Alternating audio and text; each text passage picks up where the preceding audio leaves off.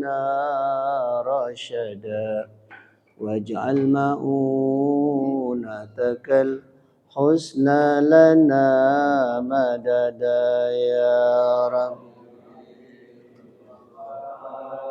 بلغ مقاصدنا ما مضى ولا تكلنا إلى تدبير أنفسنا فالناس تعجز عن إصلاح ما فسد يا رب مصطفى بلغ مقاصدنا واغفر لنا ما مضى يا واسع الكرم اللهم صل وسلم وبارك عليه. Bismillahirrahmanirrahim. Assalamualaikum warahmatullahi wabarakatuh. Innal hamdalillah nahmaduhu wa nasta'inuhu wa nastaghfiruh wa natubu ilaihi wa na'udzu bihi min syururi anfusina wa sayyiati a'malina may yahdihillahu fala mudhillalah wa may yudlilhu fala hadiyalah. Asyhadu an la ilaha illallah wahdahu la syarikalah wa asyhadu anna Muhammadan abduhu wa rasuluhu la nabiyya ba'dah. Allahumma salli wa sallim wa barik ala sayyidina Muhammadin wa ala alihi wa ashabihi wa man tabi'ahum bi ihsanin ila yaumiddin amma ba'du. Rabbi israh li sadri wa yassir li amri wahlul 'uqdatam min lisani yafqahu qawli. Allahumma inna nas'aluka fahman nabiyyin wa hifdzal mursalin wa ilhamal malaikatil muqarrabin bi rahmatika ya arhamar rahimin. Hadirin rahimakumullah, kita masih bicara tentang hijrah yang pertama di dalam Islam. Saya ingin mengulas kembali karena ini belum selesai pada pekan yang lalu, sebulan yang lalu, apa yang melatar belakangi terjadinya hijrah yang pertama dalam Islam, yaitu hijrah ke Habasyah atau ke Ethiopia. Kezoliman yang dilakukan oleh orang-orang kafir Quraisy terhadap orang-orang mukmin ini semakin keras. Begitu banyaknya penindasan-penindasan yang dilakukan oleh orang-orang kafir Quraisy terhadap pengikut Nabi kita Muhammad sallallahu alaihi wasallam. Lalu Rasulullah berpikir,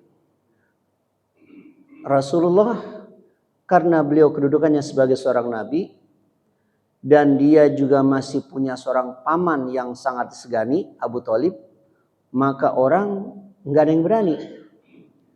Akan tetapi sahabat-sahabat yang lain ini Rasulullah pun tidak bisa membela. Oleh karena itu, bagaimana caranya agar supaya Islam ini bisa diselamatkan? Maka dicarilah salah satu celah, yaitu memerintahkan kepada para sahabatnya untuk berhijrah ke Habasyah. Apa alasannya Rasulullah memerintahkan para sahabat ini hijrah ke Habasyah? Karena Rasul mengatakan innaha ardu sidqin, itu adalah tanah yang jujur. Kenapa? Karena di sana ada seorang raja yang tidak pernah menzolimi kepada siapapun. Beliau mengatakan law kharajtum ila ardil habasyah fa inna biha malikan la yuzlamu indahu ahadun wa hiya ardu sidqin hatta yaj'alallahu lakum faraja mimma antum fi. Kata Rasul, sebaiknya kalian keluar dulu deh, bahasa kita. Pergi dulu sekarang ke Habasyah. Di sana ada penguasa, raja yang tidak ada satu orang pun yang dizolimi di sisinya. itu adalah tanah ardu sidqin, ya. Tanah yang dimana di situ lahir orang-orang yang sidq termasuk rajanya. Sampai kapan? Sampai Allah Subhanahu wa taala memberikan jalan keluar. Allah memberikan solusi. Apa yang kalian hadapi ini diberikan solusi oleh Allah Subhanahu wa taala. Maka berangkatlah orang-orang muslim ke tanah Habasyah itu dalam rangka untuk menghindari fitnah. Fitnah ini adalah siksaan atau kezoliman dari orang-orang kafir Quraisy dan juga dalam rangka untuk menyelamatkan agama.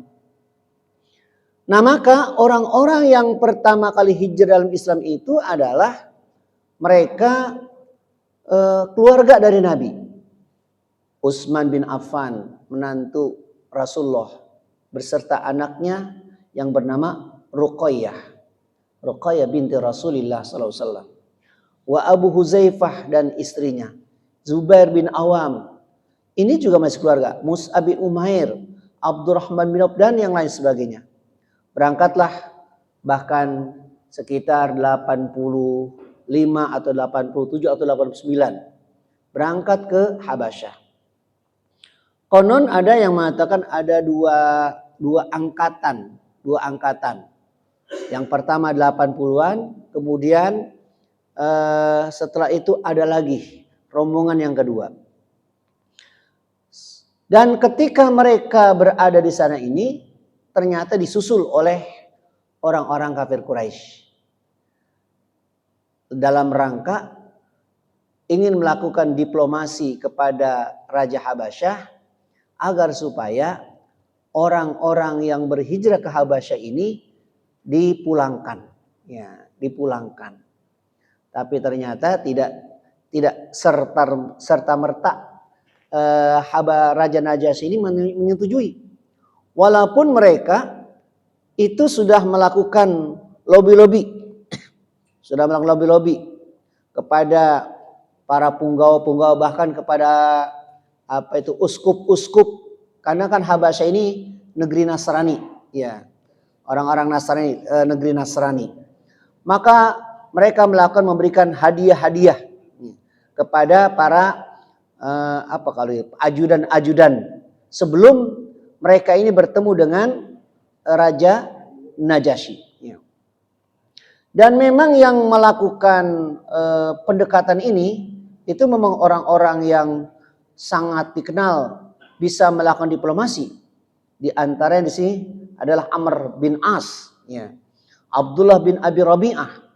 Ini orang-orang yang punya pengalaman dalam perang dan lain sebagainya. Akan tetapi ternyata kehadiran mereka itu gagal. Kemarin saya sudah jelaskan, saya kira ini ketika mereka integrasi oleh Raja Najasyi, orang muslim ini mengangkat Ja'far bin Abi Thalib sebagai jubir, ya, sebagai juru bicara.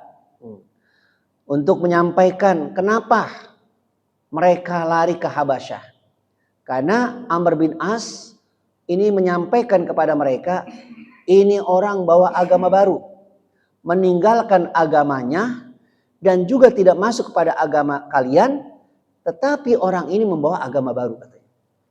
Nah, ketika ditanya, maka Ja'far memberikan jawaban. Ya. Dia mengatakan, Ayyuhal Malik, wahai Tuan Raja, kunna qauman ahla jahiliyatin. Dulu kami ini adalah orang-orang jahiliyah. Na'budul asnam wa na'kulul maitah, kami menyembah berhala, kami makan bangkai, wa na'til fawahish, dan bahkan kami melakukan perbuatan keji, wa naqta'ul arham, dan kami memutus hubungan silaturahim, wa nusi'ul jiwar, dan juga kami berlaku buruk terhadap para tetangga, wa ya'kulul qawi minna ad-dhaif, dan yang kuat memakan atau memangsa orang-orang yang lemah. Fakunna ala zalika hatta ba'asalu ilaina rasulan minna. Ketika saat kami sedang seperti itu, tiba-tiba Allah mengutus kepada kami seorang rasul. Na'rifu nasabahu wa sidqahu, dan kami kenal benar tentang asal usul keturunannya. Kemudian kami tahu benar tentang kejujurannya, wa amanatahu dan keamanahnya, wa afafahu dan keapikannya. Fada'ana ilallah linuwahhidahu wa na'budahu.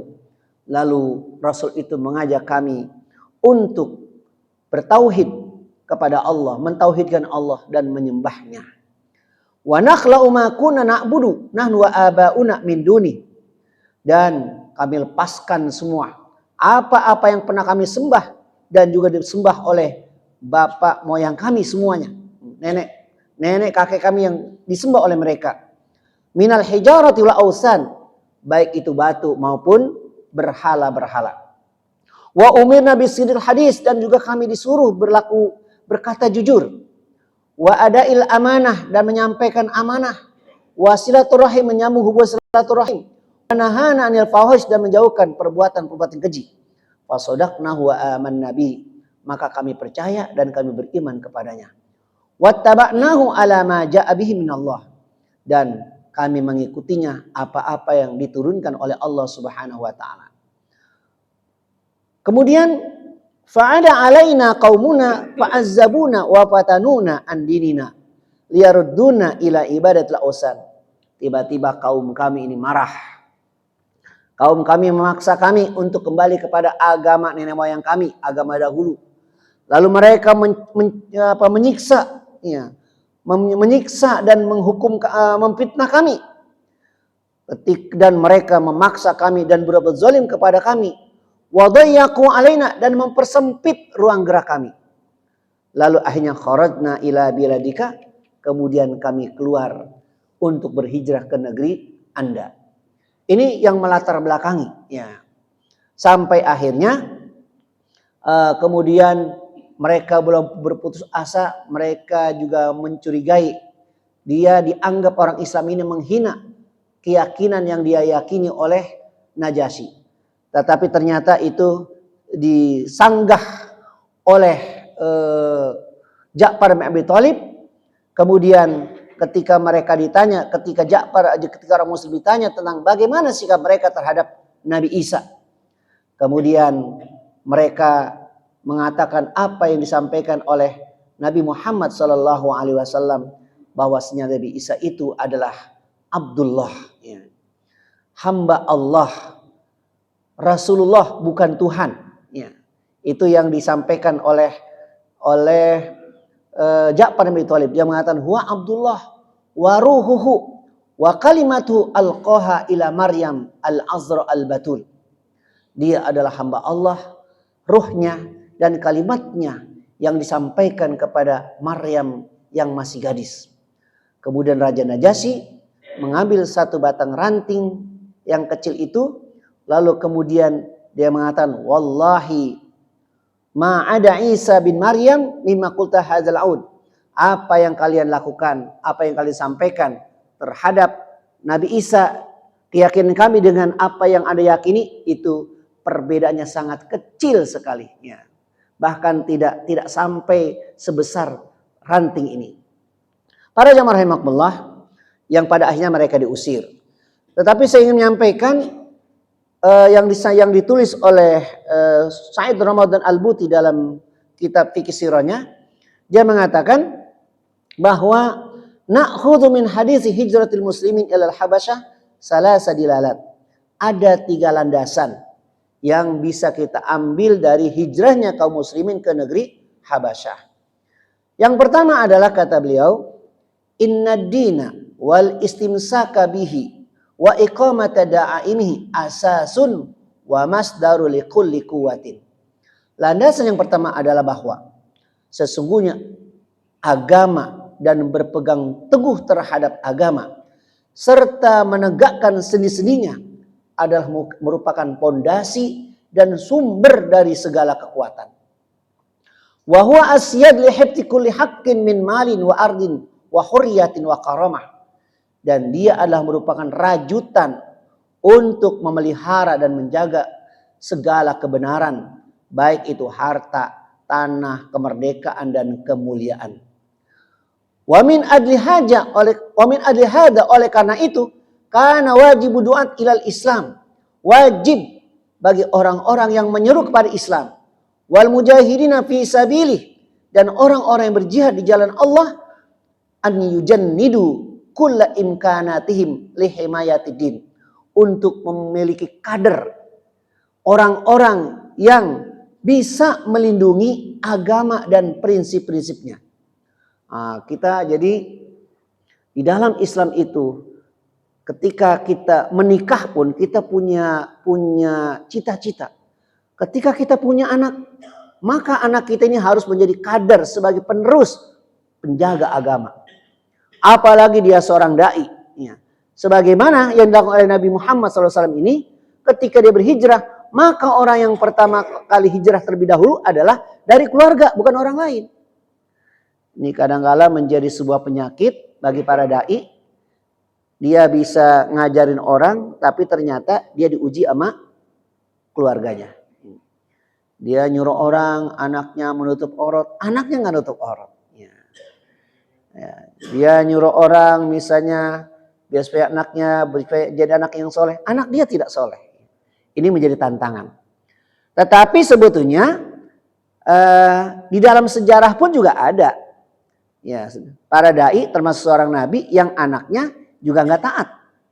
Tapi pertanyaan, sejauh mana upaya kita untuk mengkader dan membina anak kita biar supaya anak kita pun menjadi orang yang baik.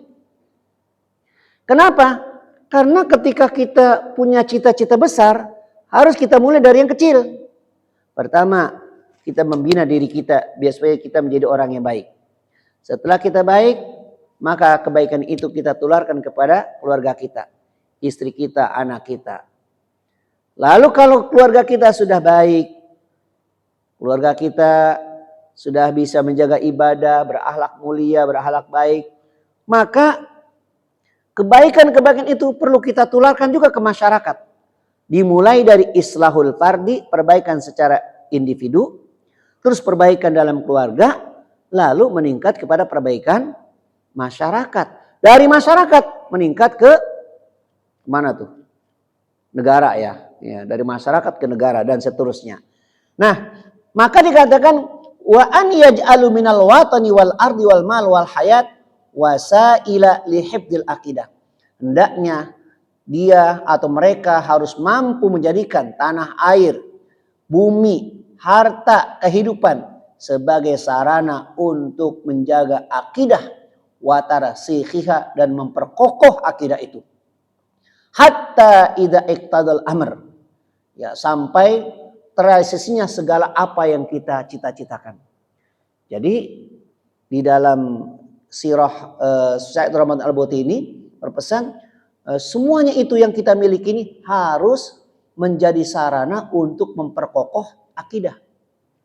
Kalau kita punya harta, jangan sampai harta kita menjadi melemahkan akidah. Makanya kan Al-Qur'an berpesan, ya allazina amanu la tulhikum amwalukum wala auladukum an zikrillah. Hai orang yang beriman, jangan sampai kamu dilalaikan oleh anakmu, oleh hartamu dari mengingat Allah. Ya. Jangan sampai harta kita membuat kita jauh dari Allah.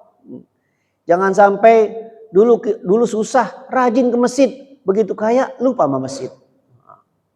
Itu namanya hartanya tidak memperkokoh akidah. Jadi bagaimana semua yang kita miliki ini menjadi sarana untuk memelihara dan menjaga akidah kita. Ya. Makanya di sinilah pentingnya kita punya pelanjut dan penerus. Ya.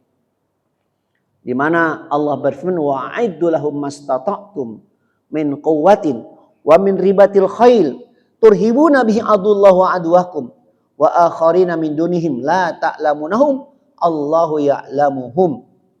Kata Allah, wa'iddu lahum mastata'tum. Hendaknya kamu selalu mempersiapkan segala persiapan apa yang kamu mampu. Min quwwatin, berupa kekuatan. Kalau dalam ayat ini tafsirnya kuat itu panah memanah. Jadi menyiapkan kader orang yang pandai memanah. Sekarang kayaknya panah kurang cocok ya. Kurang tepat. Karena kalau dia mau kita manah, dia tembak dor, udah kalah kita. Ya. Itu kan situasi dan kondisi ketika itu memang panah yang paling dibutuhkan. Keahlian orang memanah. Walaupun memang sekarang juga belajar memanah ya masih dikategorikan sunnah. Ya. Karena memang alimu auladakum as-sibahata warimaya. Ajarkan anak kamu renang dan memanah. Itu dalam hadis betul. Ya. Jadi kalau memanah dulu naiknya naik kuda, sekarang kayak kuda juga kalau perang udah kurang cocok. Ya. Kalau sekarang jarang tuh, misalnya kalau kita lihat sekarang misalnya Ukraina dengan Rusia itu, terus pakai kuda sama mana kayak udah nggak dipakai. Artinya sesuai dengan sikon, situasi dan kondisi. Tetapi pesan ini maksudnya adalah ayat yang memesan orang Islam itu harus kuat. Ya. Harus memiliki sarana-sarana yang menuju ke kekuatan orang Islam. Ya. Jadi kalau dulu mana ya sekarang orang Islam harus punya gagasan-gagasan besar. Termasuk bagaimana agar supaya kalau kita sebagai pemimpin itu mempersiapkan tentara-tentara kita yang tangguh dan kuat. Sekarang ini kan Indonesia sedang semangat dan bahkan mungkin bisa jadi ya Sekjen Oki nanti ke depan. Ya. Untuk memimpin kemerdekaan Palestina. Ya. Kalau Palestina, karena Palestina ini satu-satu negara yang sampai saat ini belum merdeka. Ya. Satu-satu negara. Udah di abad modern, ada negara yang belum merdeka. Ya. Kita ini juga lahir dari apa? Dari getir pahitnya penjajah kan? Bukan setahun 2 tahun, berapa tuh? Nah, 3 abad ya. Kita nggak ngerasain itu mah. Cuman kalau dengar orang tua cerita kan, ya kayaknya kadang-kadang kita tanya, kok makannya sampai makan pohon pepaya, pohonnya dimakan itu. Emang nggak ada singkong atau apa gitu? Kalau sekarang kan kita lemparin aja, singkong tumbuh. Dulu kenapa itu begitu? Saking sulitnya saya juga nggak paham itu. Ya, kalau dengar cerita orang tua, ya itu luar biasa getir pahitnya dalam menghadapi penjajah itu. Ya. Nah, kemudian juga dikatakan zalika annadin iza fuqiya aw ghuliba alaihi lam yughni mi waraihi alwatan wal mal wal ard. Agama kalau sudah hilang, agama kalau sudah kalah, maka nggak mungkin itu dia bisa mewariskan negara, harta, bumi, nggak ada udah. Ya. Kalau misalnya agama sudah tidak ada, ya bahkan walaupun ada itu negara kalau agama sudah tidak dihiraukan, sudah tidak dipedulikan, agama itu lama-lama pasti negara itu pasti lama-lama akan hancur, akan hilang. Lalu kita bertanya, sekarang nggak mungkin ada negara-negara yang nggak pakai agama makin maju. Ya, Jepang misalnya, itu karena umur kita pendek. Umur kita kalau panjang belum tentu dia bisa lama, belum tentu. Itu kan karena umur kita pendek, kita merasa begitu. Apalagi kita umur kita kalau ngikutin Rasul kan 63 ya. 63. Sekarang siapa yang 63? Nah, dikit lagi tuh, ya. Itu kan untuk melihat kehancuran mereka. Itu kita bisa jadi belum ketemu. Kita sangkanya mereka maju-maju saja. Padahal selama agama itu tidak jaga sebagai landasan, maka negara suatu saat dia pasti akan sirna. Ya. Dan banyak sekali itu. Kalau kita lihat misalnya kisah siapa itu? Negara Sabah. Negara Sabah itu kan dulu ya, kiri kanannya itu pohon-pohon yang berbuah dengan buah yang sangat manis. Airnya sangat banyak tuh dikisahkan dalam Al-Qur'an surah Sabah begitu kan? Ya, dikatakan laqad kana lisaba'in fi maskanihim ayatun jannatani an yamin wa shimal. Jannatan ada 2 kebun, kiri dan kanan. Kulu mir rizqi rabbikum. Makanlah. Itu sepanjang jalan itu pohon-pohon buahnya banyak dan manis-manis semua. Enak-enak semua. Airnya subur. Itu negeri Sabah dulu. Tapi kata washkurulahu, bersyukurlah kepada Allah. Tapi ternyata mereka menolak, tidak bersyukur. Akhirnya bendungan di Ma'rab itu lepas apa ya kalau bendungan itu? Ya, bobol. Akhirnya apa? Mereka kebanjiran semua, tenggelam. Kemudian pohonnya, ya setelah itu buahnya pahit-pahit semua, pahit. Kemudian berduri dan seterusnya nggak bisa dimakan. Kenapa? Lantaran mereka tidak bersyukur kepada Allah. Jadi kalau agama itu dikesampingkan, dan sudah tidak dipedulikan, walaupun mungkin saat ini kelihatannya negara itu maju, tapi suatu saat pasti akan dia akan hancur. Tetapi alhamdulillah kalau kita sekarang kan umat Islam semakin lama semakin bertambah, ya kan jumlahnya kan di Eropa, di negara-negara Barat sekarang seorang sudah tertarik dengan Islam, ya. Karena mungkin mereka juga lelah, capek hidup yang tidak punya manhaj, tidak punya acuan, akhirnya kembali kepada agama. Dikatakan walaqad jarat sunnatullah fil qaun ala mari tarikh an takunal qawi al ma'nawiyah atau al quwa al ma'nawiyah hiya al hafidhah lil makasib wal quwa al madiyah. Fahma kanat al ummah ghaniyah fi khuluqiha wa aqidatiha as-salimah wa mabadi al-islamiyah as-sahihah. Jadi negara itu dia akan kokoh, akan kuat apabila negara itu dilandasi dengan moralitas yang baik, akidah yang lurus, kemudian menjaga prinsip-prinsip kehidupan sosial yang benar sesuai dengan apa yang diajarkan oleh agama. Ya. Tapi sekali lagi, walaupun mungkin hidup mereka awalnya miskin, tapi karena berpegang kepada agama, maka negara itu akan menjadi kuat. Nah, inilah mungkin pesan-pesan moral yang harus kita pahami, ya, di dalam kita bernegara juga termasuk. Jadi agama ini bukan hal yang dikesampingkan, tetapi agama ini harus menjadi hal yang pokok. Di mana saja agama ini harus kita bawa. Kalau ada orang mengatakan jangan suka bawa agama, nah agama ditaruh mana kalau nggak dibawa? Ya. Agama harus kita bawa dimanapun kita berada, agama harus kita bawa. Orang kita mau masuk WC aja agamaku dibawa kan? Begitu masuk WC baca apa? Bismika Allahumma ya'mut. Itu doa tidur, salah. Iya nggak keluar ternyata salah baca doa, ya kan? Mau masuk WC aja kita bawa agama, keluar dari WC kita bawa agama. Mau makan bawa agama, mau tidur mana yang nggak bawa agama? Agama kita bawa terus kemanapun kita ada, agama harus kita bawa. Ya, apalagi masuk ke masjid, ya. Apalagi masuk ke pasar, ini agama harus dibawa. Apalagi dalam berpolitik, agama harus ada. Kalau agama tidak ada, ya, maka akhirnya dia melakukan tindakan yang bertentangan dengan agama. Para jamaah rahimakumullah. Kemudian yang berikutnya adalah, ya, ini landasan yang kedua. Ya, saya singkat saja karena waktunya sempit. Landasan yang kedua ini adalah bagaimana, ya, hukum berhijrah. Hukum berhijrah ini kan orang Islam berhijrahnya bukan ke negara Islam, tapi berhijrahnya ke Habasyah yang mereka adalah orang-orang Nasrani. Ya. Tapi kan pertanyaannya, apakah Mekah ketika itu sudah menjadi daulah Islam? Belum. Mekah belum menjadi daulah Islamiyah. Mekah masih dikuasai oleh orang musyrikin, orang-orang kafir. Sedangkan Habasyah itu negeri Nasrani. Apakah boleh kita meminta perlindungan kepada orang-orang kafir? Boleh nggak orang Islam minta perlindungan kepada orang-orang non-muslim? Ya. Boleh selama perlindungan itu tidak membahayakan dan tidak merusak keyakinan dan akidah kita. Nabi Muhammad siapa yang melindungi? Yang menjadi backing Nabi siapa?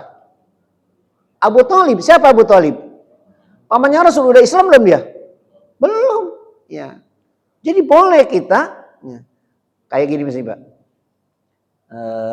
Ada orang non muslim mau nyumbang masjid 1 miliar, terima nggak? Tanya dulu, Bapak mau nyumbang nggak? Tanya jangan main terima-terima baik. Romanya kalau ada sama duit udah main terima aja.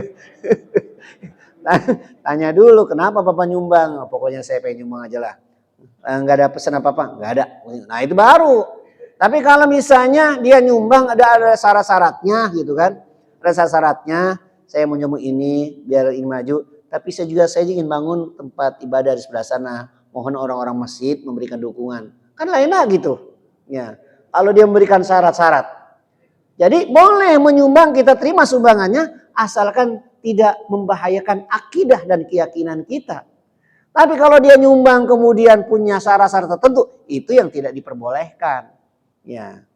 Tapi kalau nyumbangnya hanya menyumbang saja, mungkin atas dasar kemanusiaan atau mungkin apalah namanya, tapi nggak punya pesan-pesan tertentu dan tidak akan mengganggu akidah dan tidak akan merusak keyakinan kita, boleh-boleh saja. Nabi kita dibantu oleh Abu Thalib. Nah, termasuk ini yang hijrah, orang-orang Muslim minta perlindungan suaka politik kepada Najasyi. Yang Najasyi ketika itu masih Nasrani. Ya, berarti dibolehkan. Itu mah kalau ada. Kalau ada nyumbang, kalau ada ini mah. Jangan pakai nyari-nyari ke sono. Ya. Soalnya kadang-kadang ada orang nyari-nyari, bikin proposal ke gereja, jangan salah jalan itu ya. Ya. Nggak boleh kita, ya. Nah, bagaimana hukum berhijrah? Ya. Berhijrah dari negara, dari daerah atau negeri Islam kepada negeri yang lain, boleh nggak? Nah, ini kan ada orang mengatakan, wah, Indonesia ini bukan negara Islam. Ya. Udah kita hijrah saja, pergi ke negara Islam. Sekarang negara Islam mana? Ya. Mana negara Islam? Negara yang menggunakan hukum Islam 100%? Nah, belum ada kayaknya. Ya. Saudi juga bukan. Ya. Belum ada. Ya. Dia mau meninggalkan negaranya, pindah ke negara yang lain. Maka hukumnya itu bisa jadi wajib, bisa jadi haram, ya, bisa jadi haram, bisa jadi boleh-boleh saja. Ya. Kenapa menjadi wajib? Kalau sekiranya di negerinya orang dia tidak diperbolehkan untuk menegakkan syariat Allah, biasanya. Sholat nggak boleh. Ya. Terus apa lagi? Pokoknya melaksanakan syariat Islam itu nggak diperbolehkan. Nah, kalau kondisinya memang seperti itu, orang Muslim tidak diperkenankan untuk menegakkan syiar-syiar Islam, sholat, puasa, azan udah nggak boleh. Azan nggak boleh azan. Kalau mau azan jangan pakai bahasa Arab. Kalau pakai bahasa Indonesia gimana manggilnya? Allah Maha Besar, Allah Maha Besar. Ya kan nggak enak. Ya, misalnya begitu misalnya. Sudah tidak diperbolehkan sama sekali. Haji nggak boleh. Nah, baru kalau sebegitu ngelawan belum bisa. Kalau ngelawan bisa kan jihad kan. Ini ngelawan belum bisa. Kan kalau ngelawan juga harus punya perkiraan juga ini. Kita kalau ngelawan dia kira-kira menang apa kalah. Ya. Nah, jadi makanya kan orang Islam waktu masih di Mekah belum diizinkan tuh melawan orang-orang kafir Quraisy.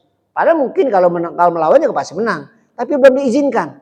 Banyak faktor penyebabnya. Pertama, nanti penilaian orang itu kan yang memusuhi dan yang dimusuhi masih keluarga. Nah, satu keluarga itu kan. Ada yang Bani Hashim, ada yang Bani Thalib, semuanya masih satu keluarga. Nah, kalau mereka saling berperang, saling membunuh, maka apa kata orang? Mereka berperang sesama keluarga perang. Karena lantaran mempertahankan keyakinan dan seterusnya. Makanya dilarang sama Islam. Nah, baru setelah orang Islam hijrah ke Madinah, baru mereka mendapat izin untuk berperang melawan mereka. Kenapa? Karena orang Islam dizolimi. Kenapa dizolimi? Karena harta mereka diambil, dirampas oleh orang-orang kafir Mekah. Rumah mereka, harta mereka itu diambil oleh mereka. Nah, awalnya itu memang orang Islam hanya ingin mencegat kafilah mereka itu untuk merampas harta mereka sebagai pengganti harta orang Islam yang diambil oleh mereka. Tapi ternyata dirubah oleh Allah. Kalau cuma begitu kurang bagus, nggak ada nilai. Karena cuman balas dendam, merebut harta dia yang diambil oleh orang-orang kafir Quraisy Mekah. Maka dirubah. Bagaimana caranya biar bernilai? Buatlah namanya jihad, berjihad melawan orang-orang musyrikin Mekah. Jadi nilai beda.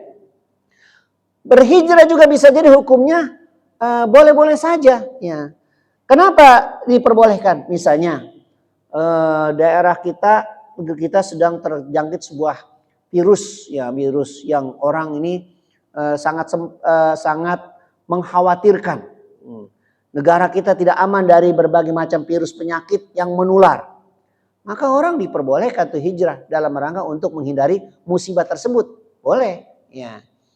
Kemudian juga ada berhijrah itu hukumnya diharamkan. Kenapa diharamkan? Begitu dia hijrah ternyata setelah dia hijrah, dia malah tidak diperbolehkan untuk mengamalkan kewajiban-kewajiban agama. Dia pindah ke satu negara lain, malah di sana dia tidak diperbolehkan untuk melaksanakan kewajiban-kewajiban agama. Yang paling enak mah di Indonesia. Ya. Indonesia paling enak sebenarnya. Ya. Undang-undang kita jelas. Ya. Coba kalau Arab, kan ribut mulu Arab tuh. Sekarang pada ribut terus kan. Ya. Indonesia ini luar biasa. Itu para ulama-ulama sudah betul-betul menggodok peraturan-peraturan untuk Indonesia ini. Ya. Sampai-sampai yang namanya Pancasila ini mereka menggalinya dari Al-Quran. Semuanya mereka gali dari Al-Quran.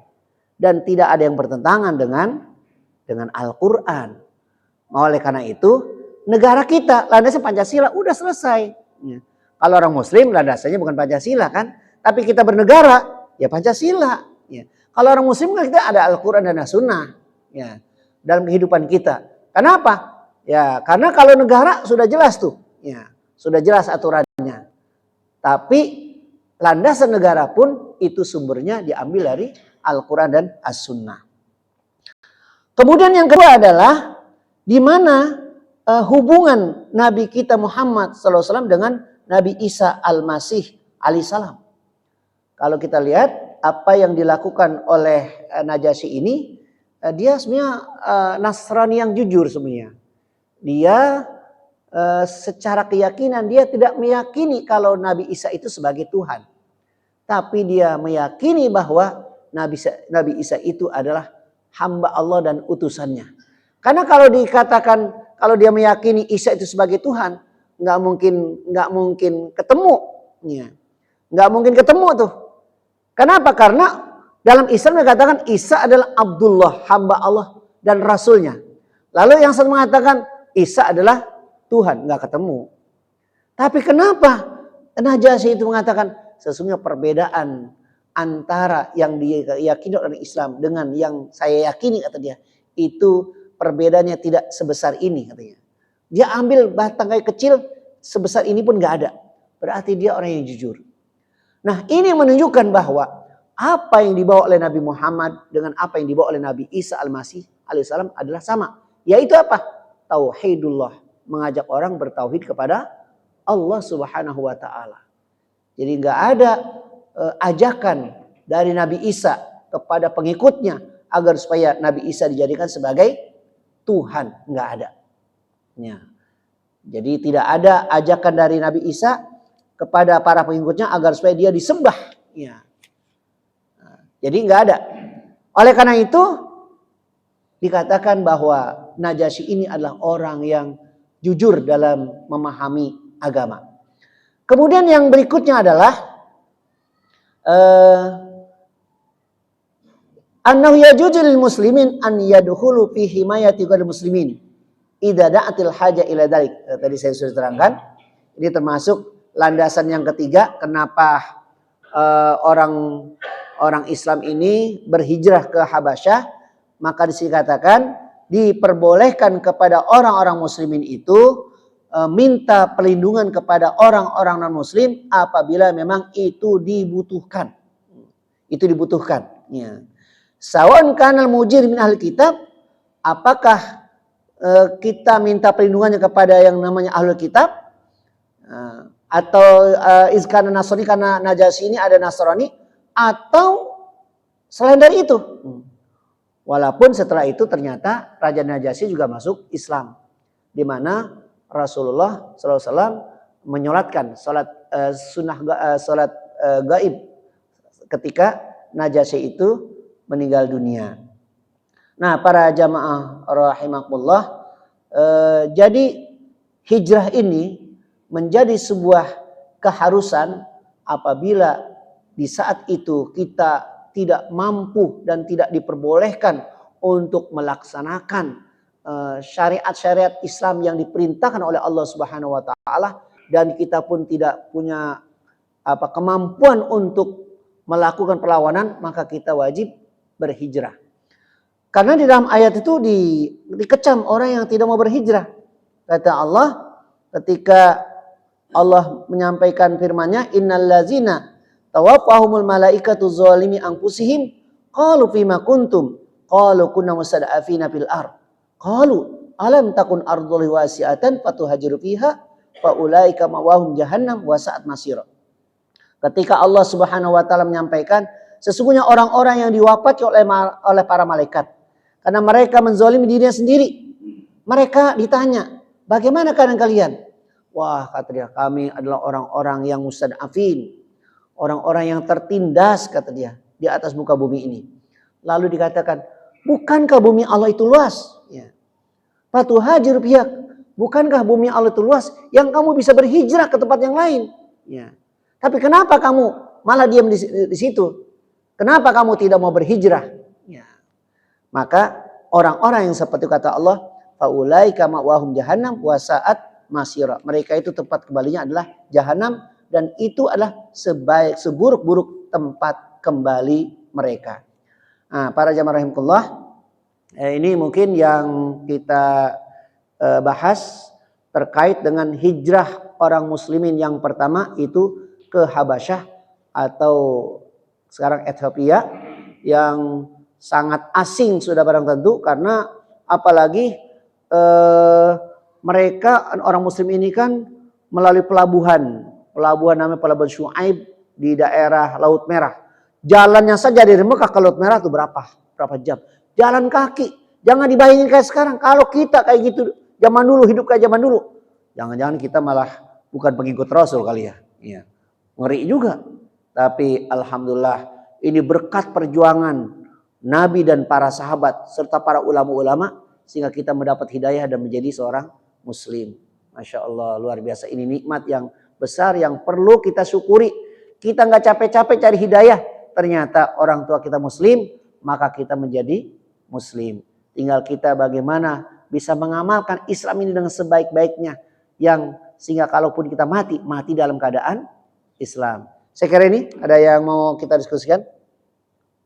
Masih ada 2 menit ya? Udah 4. Isya jam berapa?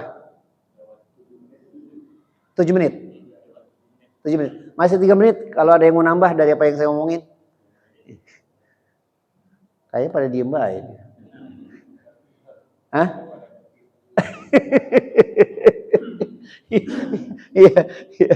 Iya. Jadi pada intinya kan bahwa hijrah yang dilakukan oleh sahabat-sahabat ini dalam rangka untuk mengamankan dan menjaga agama. Nah, ini juga harus yang kita tanam kepada anak-anak kita. Jangan sampai anak kita cuma ditinggalin kontrakan tapi nggak diajarin sholat. Ya. Jangan sampai begitu. Ya. Karena kan kalau para nabi nanya, mata budunan ba'di, apa yang kamu sembah setelah aku wafat? Kita jangan sampai ketika kita meninggal, kontrakan banyak, anak cuma pada berebut kontrakan, warisan.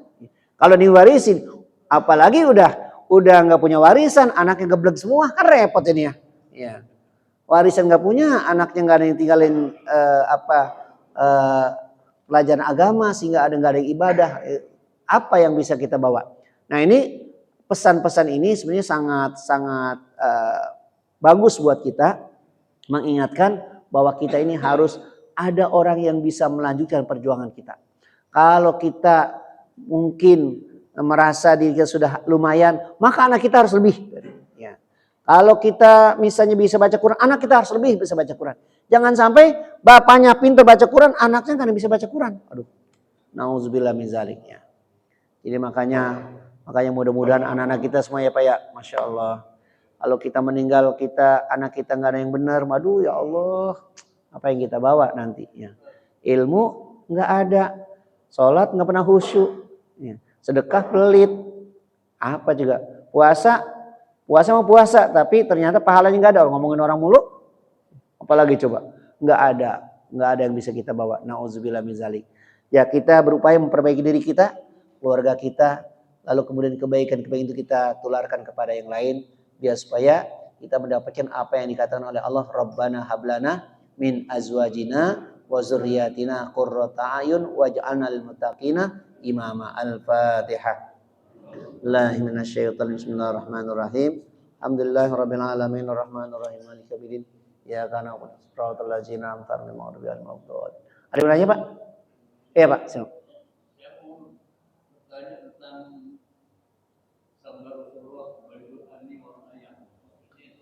Apa, Pak?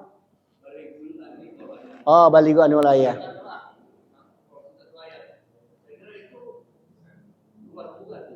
Iya.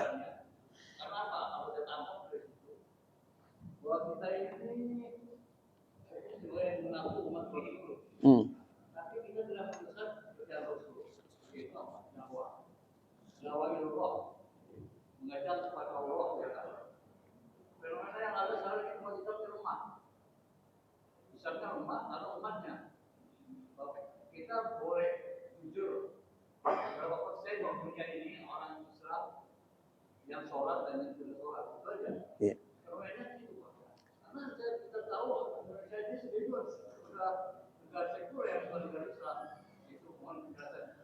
Ya, kalau yang saya pahami, Pak, balighu anni walau ayah itu kalau kita ngajak orang kepada kebaikan jangan nunggu kita pintar dulu. Jangan nunggu kita jadi ustadz dulu. Ah, gue itu nggak bisa lah, gue belum jadi ustadz. Ya, enggak. Karena ketika kita belajar, ketika kita ngaji, ketika kita duduk bersama orang soleh, ketika kita lihat YouTube, ketika kita apa saja, ada sesuatu yang kita terima. Mungkin hanya tadi istilahnya cuma satu ayat. Nah, maka jangan pelit untuk menyampaikan walaupun kita bisanya hanya segitu gitu. Kayak misalnya belajar baca Quran. Baca Quran itu kan kadang-kadang orang sebelum belajar Quran dia ada ikro. Saya hanya bisa ngajarin orang ikro, nggak apa-apa karena bisanya itu gitu. Jadi bagaimana sesuatu yang kita miliki walaupun sedikit itu ternyata bermanfaat buat orang lain. Apalagi kalau kita bicara ilmu ini adalah sedekah jariah yang nggak akan pernah putus. Kalau yang lain bisa putus, tapi sedekah jariah ilmu orang kita ajarkan dia bisa, lalu yang bisa ngajarin lagi, terus bisa lagi ngajarin lagi dan masya Allah, subhanallah. Makanya luar biasa guru-guru kita tuh yang sudah pada wafat. Kita ini bisa baca Quran dari siapa coba? Kalau dari bapak ibu kita nggak kesabaran mereka ngajarin kita. Kita aja ngajarin anak nggak kesabaran. Tolol amat sih lo, nggak bisa gitu kan? Tapi guru-guru kita telaten. Padahal kita nggak ngasih apa-apa ke gurunya. Nah itu jadi balighu anil ayah itu sampaikan apa yang kamu bisa, walaupun isinya hanya satu ayat. Jangan nunggu jadi orang alim terlebih dahulu. Apa yang kamu bisa itulah sesuai dengan kemampuan kamu. Kalau nggak bisa jangan maksa untuk menjawab. Tapi kalau nggak bisa ya katakan nggak bisa. Kira-kira gitu Pak. Ya, yang saya pahami gitu. Ya. Baik, syukran. Mari kita tutup dengan A'udzubillahi minasyaitonirrahmanirrahim. Allahumma shalli ala Muhammad wa ala Muhammad rabbil alamin. Allahumma ighfir lana wa liwalidayna warhamhuma kama rabbayana shighara. Allahumma inna na'udzubika min ilmin la yanfa' wa min qalbin la yakhsha wa min nafsin la tashba' wa min du'ain la yusma'. Allahumma ahyina muslimin wa tawaffana muslimin wa alhiqna bis salihin ghaira khazaya wala mabtunin. Rabbana atina fid dunya hasanah fil akhirati hasanah wa qina azabannar. Walhamdulillahirabbil alamin. Assalamualaikum warahmatullahi wabarakatuh.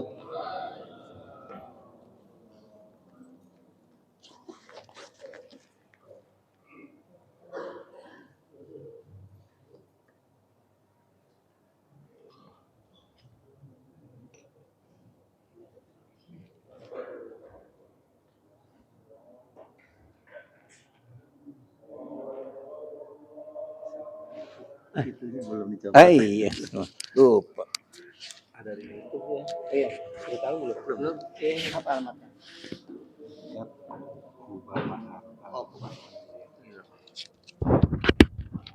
Lupa nih kasih tahu. Power on. Sudah.